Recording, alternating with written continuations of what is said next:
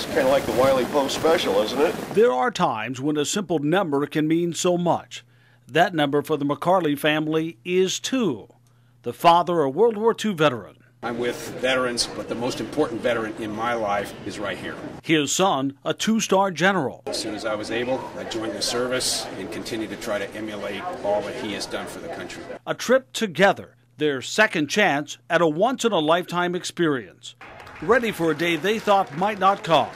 But now that the journey has started, they both know this day will touch on every emotion they have. That's true. Now, the moment they have hoped and prayed for, here together at the World War II Memorial, posing for pictures, taking in the beauty of it all. And then, the reality of what all of this stands for brings the memories of so many years ago back in an instant. The price of freedom, marked by these 4,048 gold stars, each representing 100 Americans who died in the war. And you think of the thousands of men who got a bullet and went in that slush on the border. It's just, it makes my stomach churn to think of it. When I was in B-17s and the guys inside getting shot up in pieces, why me? How did they miss me? Every other guy got it. You didn't think about it, and you did not make close friends simply because the next day you see an empty bed there. God, but it still did get to me. Near the end, I was shaking like a leaf. For no reason, I couldn't hold the navigator's pen in my hand. It was just, it was horrible. They all in their own way did the real thing. Things that we got to instill in the younger generations of these days. Something he instilled in his own son, who has gone on to inspire the next generation of soldiers. To me, he's the greatest guy in the world. Yeah. No, my son is really, whether he was a buck private or a 2-star general, I still love him just as much. Now the two are sharing an experience that goes way beyond that of father and son, but as veterans, an experience that almost did not happen. A rare second chance after missing the October flight due to illness. I said to myself and I said to my dad, and prayed a little bit and said, if we have this opportunity once again, we're going to do everything in our power to see to it that we both get here. Both of them knowing they were quickly running out of time. Well, I tell them I have cancer and I'm on hospice. So they don't expect me to live maybe a couple more months. But the point is, I made it. I saw this thing, and that's what the greatest, it's just, I'm so thankful for all the hundreds of people involved to make this come true. After a day of discovery, the two come home as they left, together, to a hero's welcome for 2 veterans who have just completed a mission of a lifetime. What a wonderful country and a wonderful group of people still here. We don't think to see that in the newspapers, TV, but oh man, it lightens my heart. It's all worth it, every bit of it. Unbelievable. It's breathtaking. The World War II Memorial has a feel that many describe as uplifting, full of life, hope, and honor for those who have sacrificed so much. Not far from it is a memorial that most admit has an entirely different feel, a different experience. Some call it harsh, unforgiving, ghostly, an eternal gravesite, a tribute that they will tell you fits what they lived through. You're just as dead with those 54,000 as you would be with any place. 19 poncho-draped troopers representing a combat patrol of all branches of service. Reflected in the wall, each trooper becomes 2. 38 on patrol here, symbolic of the 38th parallel and the 38 months of war. Months away from home in a war that many did not even acknowledge. At the time, I got home and people wanted to know where you've been. And, I spent 2 years. I was drafted. The reminders of what happened there are forever etched in stone, deep inside our veterans and here on this granite wall. 24,000 anonymous faces, faces many of the veterans and their families recognize or feel a connection to in a way most of us will never understand. Something about this place brings long-held emotions instantly to the surface, surprising even the strongest of men. I didn't expect it to be like that.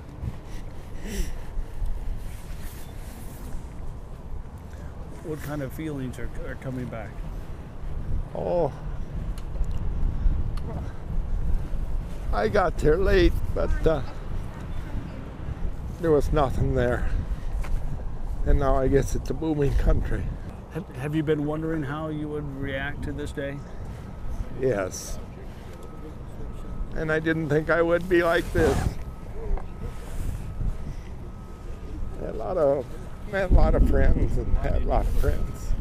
But behind the tears, something else is happening here on this day. Wounds concealed but not healed for decades are exposed again. It's hard. This is really emotional. But you know, this is going to finalize it for me. But I can't put it into words. But I'm happy now. This is closure. It's really great. And you can almost hear them talk. And as you look and see what people have built and people's reaction to it, you have not been forgotten. No, we haven't. No, we haven't been forgotten. It's great. The whole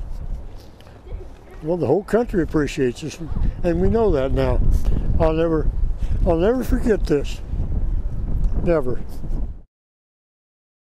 Dear Sophie, I am here in the Korengal Valley in Afghanistan. It's very pretty with lots of green trees and big rocks. A letter home from a soldier serving in Afghanistan. Getting to go to faraway places and experience their culture. And he got to do his job that he loved. A job that Annie Cox knew was very dangerous. My job is hard to explain. It takes me far away. And I don't like that. But Daddy is doing a job that almost no one else in America does, protecting America. Nathan's mission, clearing improvised explosive devices from roads, serving his country, protecting other soldiers. Annie understood why it was so important to him and looked to her Army family for support. I was okay with it. You know, I made friends right away. I surrounded myself with other good women that were in the same situation as I was, and we all leaned on each other's shoulders. It was that support group she was with on the day that everything changed. Her friend's husband was in charge of setting up the casualty notification team. It was Sophie's first soccer game of the season. Her husband Pete was standing right there, and he got a phone call. Not knowing I was standing right there talking to his wife, because he took the phone call and went way out in the field. We left. We went to a birthday party. I remember after the party, I said to Sophie, I just don't feel like going home. We went and grocery shopped. I stopped and visited with the neighbors, pulled in my drive, unloaded groceries, was cooking supper, and I seen the first green suit walk by. My neighbor, Candace, grabbed Sophie and took her over to our other neighbors, and then I opened the door and they asked if I was Annette Dawn Cox. Wife of Staff Sergeant Nathan Cox. And I said yes. And I remember looking at Chaplain Pearson and saying, I don't think I want to know I don't want to hear what you're going to say. And he said, Annie, please, we have to do this. After calling Nathan's family and connecting with her Army network, Annie did her best to prepare herself for the most difficult conversation of her life, telling her young daughter Sophie, just 5 years old, that Daddy wasn't coming home.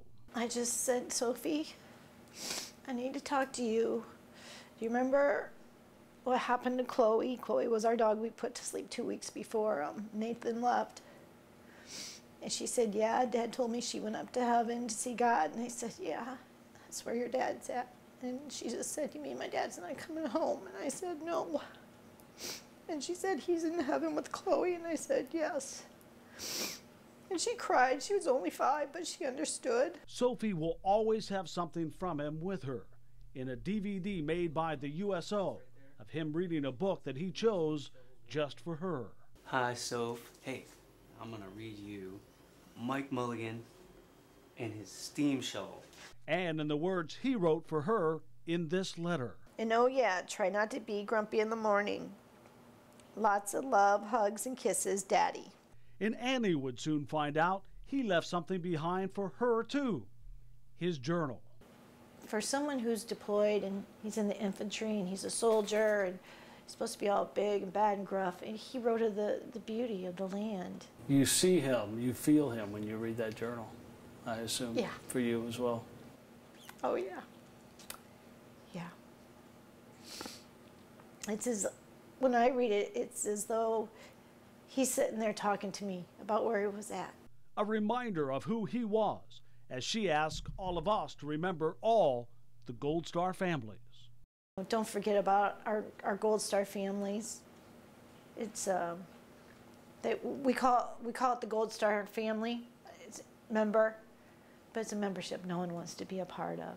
And as a way to honor all of them, Annie is preparing for a trip to Washington, D.C. on an honor flight. And the date of that trip will make the tribute even more emotional. It's going to be a great honor to go out there. And it will be 4 years to the day that Nate was killed when we leave on the honor flight.